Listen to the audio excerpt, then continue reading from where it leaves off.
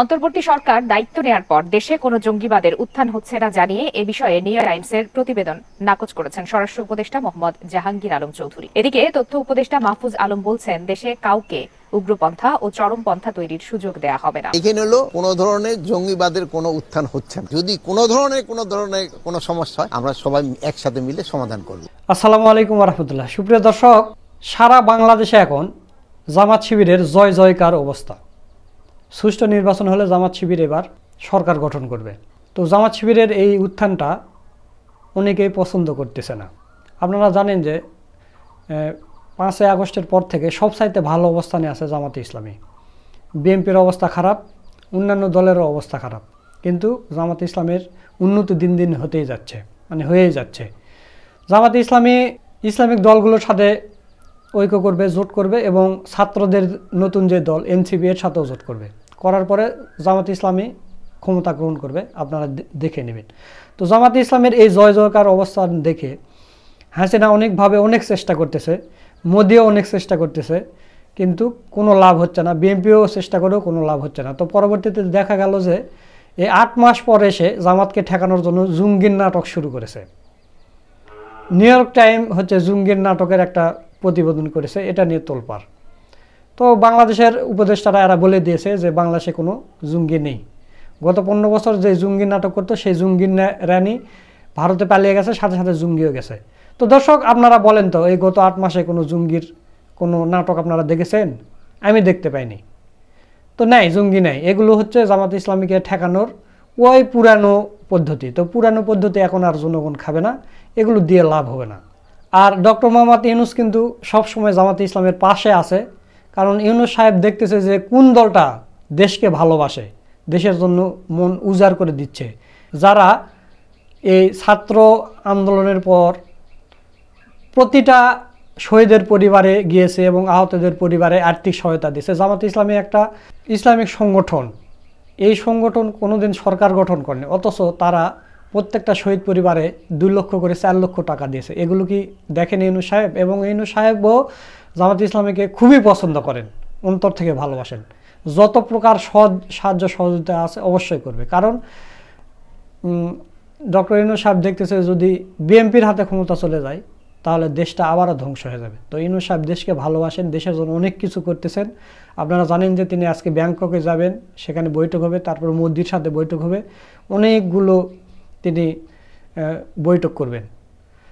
তো দর্শক, এই বিষয় নিয়ে, এই জঙ্গির নাটকের বিষয় নিয়ে গুরুত্বপূর্ণ আলোচনা করছেন আমাদের বড় ভাই মোহাম্মদ সুলাইমান। তো চলুন আমরা তার ভিডিওটা একটু দেখে আসি। জামাত ইসলামী ক্ষমতা আসতে যাচ্ছে, অনেকেই মানতে পারছে না। তার মধ্যে ডক্টর ইউনূস সরকারের অনেকেই এটা মানতে পারছে না। জামাত ইসলামের প্রতি গণজোয়ার। সুষ্ঠু নির্বাচন হলে জামাত ইসলামী ক্ষমতায় আসবে, এটা মোটামুটি নিশ্চিত হয়ে যাচ্ছে। জামাত যে জোট করবে, ইসলামপন্থী এমনকি এনসিপির সাথে জোট হতে পারে, তারা ক্ষমতায় আসবে।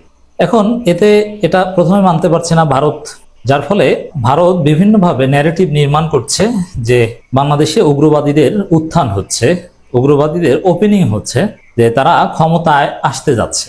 এরকম একটা ন্যারেটিভ নির্মাণ করার চেষ্টা করছে যাতে পশ্চিমারা না মানে। নিউ ইয়র্ক টাইমসের যে রিপোর্ট বাংলাদেশে উগ্রপন্থার আশঙ্কা, উত্থানের আশঙ্কা, এটা তারই অংশ, ভারতীয় ন্যারেটিভের অংশ, এবং ভারতীয় লোকই এই রিপোর্ট করেছে।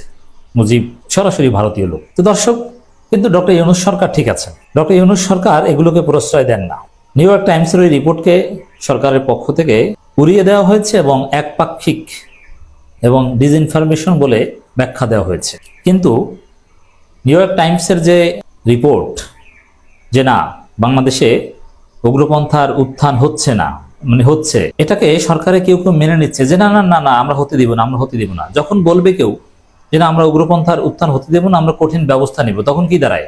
তখন তারা না আসলে হচ্ছে, ওদের ন্যারেটিভ ঠিক, কিন্তু আমরা ব্যবস্থা নিব। কিন্তু ডক্টর ইউনূস সরকার এটাকে স্বীকারই করেনি। এই যে জামাত ইসলামীকে কাছে টানছেন বা জামাতকে গুরুত্ব দিচ্ছেন, জামাতের পক্ষে গণজোয়ার, কারণ এটাকে কেউ কেউ উগ্রপন্থার উত্থান হিসেবে দেখানোর চেষ্টা করছে। কিন্তু ডক্টর ইউনূস সরকার অ্যাজ এ হোল তারা কিন্তু এতে মোটেও বিব্রত না, এবং এটা বলেছে যে বাংলাদেশের মানুষের স্বতঃস্ফূর্ত জাগরণকে যদি আপনারা উগ্রপন্থা মনে করেন, এটা বাংলাদেশের সংস্কৃতি এবং বাস্তবতাকে অস্বীকার করা। কিন্তু উপদেষ্টা মাহফুজ কি বলেছে দেখেন, দেশের চরমপন্থার সুযোগ কাউকে নিতে দেওয়া হবে না। এটা দ্বারা কি বোঝা যায়? যে চরমপন্থার সুযোগ নেওয়ার চেষ্টা চলছে বা ওই ন্যারেটিভ ঠিক, কিন্তু আমরা নিতে দিব না। মাহফুজের এই অবস্থান ভুল, কারণ মাহফুজরা ভুল ন্যারেটিভ দেখলেও তারা যদি জামাতকে ঠেকানো যায় তারা এটা চাইবেন। এখন যেহেতু মাহফুজদের একটা উদ্দেশ্য হচ্ছে জামাতকে ঠেকানো, জামাত যাতে ক্ষমতায় আসতে না পারে, বিএনপিরও, এই জন্য তারা কিন্তু এটা স্বীকার করছে যে না আসলে চরমপন্থা উগ্রপন্থা এগুলো আছে, কিন্তু আমরা হতে দেব না, আমরা সতর্ক। আবার বিএনপি বলছে হ্যাঁ চরমপন্থা উগ্রপন্থার উত্থান হচ্ছে, এই জন্য দ্রুত নির্বাচন দিয়ে দেন, আমরা এটা ঠিক করব। তাহলে দর্শক, প্রথমে যেটা আপনাদেরকে ক্লারিফাই করেছি, এই যে মাহফুজ যে কথাটা বলেছেন দেশে চরমপন্থার সুযোগ কাউকে নিতে দেওয়া হবে না, এখানে স্বীকার করে নেওয়া হয়েছে না চরমপন্থার সুযোগ নেওয়ার সম্ভাবনা আছে। নিউইয়র্ক টাইমসের বক্তব্য ঠিক, কিন্তু আমরা এটা হতে দিব না। আর এটার সরল অর্থ হচ্ছে জামাত ইসলামীকে আমরা ক্ষমতায় আসতে দিব না, এটাই হচ্ছে ভারতীয় ন্যারেটিভ। কিন্তু ডক্টর ইউনূস কিংবা সরকার অন্যান্য উপদেষ্টা তাদের মত হচ্ছে না, এখানে জামাত বা বিএনপি বলতে কিছু নেই, সংস্কার হবে, সুষ্ঠু নির্বাচন হবে, গণতান্ত্রিক শক্তি, জনগণ যাকে চাইবে সে ক্ষমতা আসবে, দ্যাটস ইট। এখানে আর কোনো কথা নেই, জনগণ চাইলে জামাত ক্ষমতা আসবে, এখানে তো কোনো কথা থাকার কথা নয়। দেশে চরমপন্থার সুযোগ কাউকে নিতে দেওয়া হবে না বলে হুঁশিয়ারি দিয়েছেন তথ্য উপদেষ্টা মাহফুজ আলম।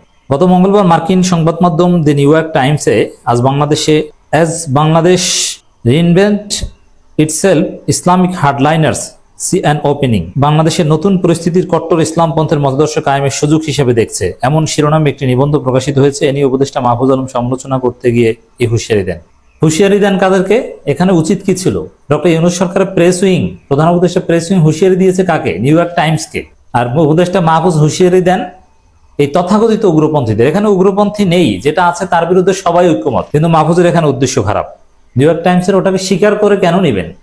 কারণ ওটার বিরুদ্ধে বলবেন। আমাদের দেশে কোনো উগ্রপন্থা নেই, দুই একটা মিছিল টিছিল যেগুলো ওই হিজবুত তাহরীর করার চেষ্টা করেছে ওটা দমন হয়ে গেছে, আর কেউ নেই। এটা খবরদারি করার বা ক্ষমতায় টিকে থাকার হাসিনা জঙ্গি নাটক করেছিল না, ওরকম একটা উদ্দেশ্য। তথ্য উপদেষ্টা বলেন বাংলাদেশের রাজনৈতিক ও ধর্মীয় উগ্রপন্থা যেন মাথাচাড়া দিতে না পারে সেজন্য প্রতিশ্রুতিবদ্ধ অন্তর্বর্তী সরকার। যদি সতর্কতায় কাজ না হয় তাহলে অবশ্যই হার্ডলাইনে যাওয়া হবে। নিউইয়র্ক টাইমস ঠিক রিপোর্ট করেছে আমরা হার্ডলাইনে যাব, কিন্তু ডক্টর ইউনূস কিন্তু এই নিউইয়র্ক টাইমসের রিপোর্টকেই বিশ্বাস করেন না। নির্বাচনের মাধ্যমে গণতান্ত্রিক রূপান্তরের চেষ্টা করছে সরকার, এমন মন্তব্য করেছেন উপদেষ্টা মাহফুজ আলম। তিনি আরো বলছেন শহীদদের চেতনা যেন বাংলাদেশ জনগণ ধারণ করে, আমরা চেষ্টা করবো গণঅভ্যুত্থানে শহীদদের বিচার কাজ শেষ করে যেতে পারি। শহীদদের আকাঙ্ক্ষায় বাংলাদেশ বিনির্মাণে এ ধরনের চেষ্টা আছে, জনগণই এটার সঙ্গে আছে। আমরা বিশ্বাস করি চেতনার সাথে রাজনৈতিক দল সদিচ্ছা প্রকাশ করলে আমরা একটি নতুন বাংলাদেশ গঠন করব। দায়িত্ব নেওয়ার পর জঙ্গিবাদের উত্থানের মতো কিছু হয়নি, স্বরাষ্ট্র উপদেষ্টা বলেছেন। দেখেন স্বরাষ্ট্র উপদেষ্টা কথা একদম ঠিক, জঙ্গিবাদের উত্থান বা উগ্রবাদ এগুলো হয়নি। আপনি কি বলছেন উল্টাপাল্টা? আর মাহফুজ আলম হার্ড লাইনে যেতে চান। আরে ভাই ঘটনাই তো করেনি, আপনি হার্ড লাইনে যাবেন কার বিরুদ্ধে? ওই যে বিএনপি বলেছে, বিএনপির ইউটিউবার অলরেডি বলেছে যে না এনায়েতুল্লাহ আব্বাসীকে গ্রেপ্তার করতে হবে, অমুক হুজুরদের গ্রেপ্তার করতে হবে। মাহফুজ আলম এদের সাথে সুর মেলাচ্ছে। তো দর্শক, যাই বলুন না কেন, উগ্রপন্থা অমুক্তম এগুলো সব ধান্দাবাজি কথা। মূল হচ্ছে জামাত ইসলামী ক্ষমতায় আসতে যাচ্ছে, তাদেরকে ঠেকাও। এই মাহফুজরা ঠেকাতে পারবে না। ডক্টর ইউনূস সঠিক পথে আছেন, বাংলাদেশ সঠিক পথে থাকবে ইনশাল্লাহ। জনগণ যাকে ভোট দিবে তারা ক্ষমতায় আসবে, সেটা জামাত ইসলামী হতে। দর্শক, আপনারা সোলাইমান ভাইয়ের ভিডিওটা দেখলেন, আশা করছি পুরো বিষয়টা বুঝতে পেরেছেন। তো জঙ্গির নাটক করে আর লাভ হবে না, কারণ জঙ্গি যে নাটক সাজাতো, যে জঙ্গির রানী ছিল সেই রানী তো পালিয়ে চলে গেছে, ওর সাথে সাথে জঙ্গিরাও পালিয়ে গেছে। তো জঙ্গির নাটক খেলিয়ে আর মনে হয় না বাংলাদেশে কোনো লাভ হবে, কারণ জনগণ বুঝে গেছে ওই আমেরিকা করুক আর যে পত্রিকা দিয়ে টাকা দিয়ে ছাপানো হোক, ওই ইন্ডিয়া যতই চালাকি করুক কাজ হবে না ইনশাল্লাহ। তো আপনারা সবাই দোয়া করবেন যাতে আমাদের বাংলাদেশটা উন্নতির দিকে চলে যায়। এই কথা বলে আজকের ভিডিও এখানে শেষ করছি। সকলকে ধন্যবাদ। আসসালামু আলাইকুম ওয়া রাহমাতুল্লাহ।